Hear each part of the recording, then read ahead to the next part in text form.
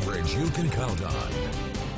Jason Stiff has the day off. Brian Ramsey is in for us with our weather forecast, and you're still tracking those fires for us, Brian. Yeah, I am. There's so many fires in the area, it's almost too difficult to keep track of, but I mean, you got fires in every single county. I'm going to take a look at some of those fires right now. One is near Oroville. This is from the Bloomer Mountain camera. It was burning a lot more vigorously earlier, but it's not burning as aggressively right now, and that's because most of that fire, the wind is blowing towards the lake, and it all burned towards the lake. Now, we do still have one flank of that fire that's burning out here. This is going to be the western flank burning that way, but the wind's going in the opposite direction, so that's helping with that fire, but that is where those evacuations are right now. And another time-lapse look from Susanville. This is just to the south of Susanville. See all the smoke? You even see a little pyrocumulonimbus taking place there. So that means must be a big fire behind this ridge. I haven't heard anything about this fire, but whatever it is, it looks very large right now in Lassen County, just south of Susanville. So I did want to point that one out because I don't think I've showed that one yet because there's just so many to keep track of today. But look at your radar. We do have several thunderstorms still moving through the area. You see all these little white dots. Those are little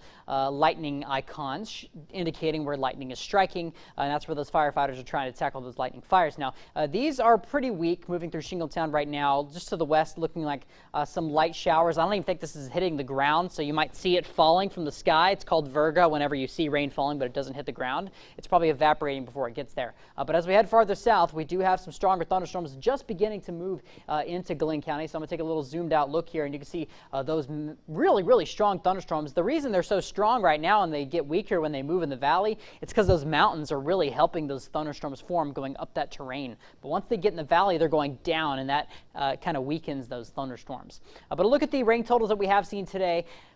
Yeah, I know, it's August. Rain, what am I saying? But yeah, we've seen some rain out there. Looks like 0.32 inches in Hayfork in Trinity County, 0.24 inches.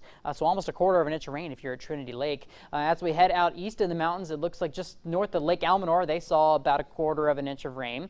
You also saw about a quarter of an inch of rain in North Glenn County, and that's near Fruto, so good for you guys. And as we go to Tehama County and Shasta County in the valley, not too much rain. Most of those stations didn't record any rain, even though you saw thunderstorms. Those thunderstorms were pretty dry, but we did still get some sprinkles out of it for pretty much everybody.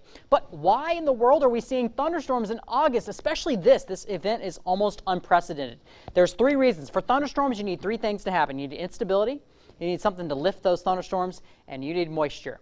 In California, I grew up in Texas, so I'm used to seeing thunderstorms all the time in the summer because we have moisture. But here in California in the summer, we don't have moisture. But now we do. We have that high pressure system to our east, one of the strongest in a long time. It's causing a historic heat wave down south, and that is causing the instability. Now, lift. You need lift. Well, we have some disturbances moving to our north. That's giving us that lift to form those thunderstorms. And then what we never have in California that we have, finally, is moisture. Fausto was a tropical storm, and this high-pressure system is rotating clockwise. It's dragging all the moisture from that tropical storm and bringing it into California, and that is why we have been seeing these thunderstorms, because we haven't usually been able to see that. But those current temperatures right now still pretty hot out there, sitting in the 90s in the valley, but in the lower Klamath Mountains, we're going to be seeing highs in the 90s tomorrow, even some triple digits as more sunshine begins to pop out there. And as we head to the Sierra Cascades, highs will be in the 90s across the region, even a few triple digits will be possible. And then on the ridge, triple digits still possible out there for tomorrow. Overnight lows, though, very hot. We're talking 80s overnight. Sierra foothills, overnight lows a little cooler, but still 90s out there. And then as we head farther north in the North Valley, triple digits possible, even close to 110 we could see.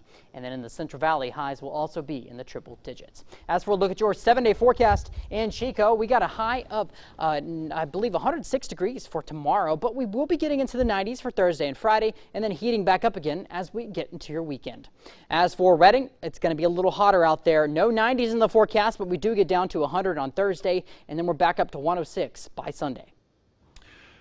Call it a historic day in the NFL. Coming up, details on how the Washington football team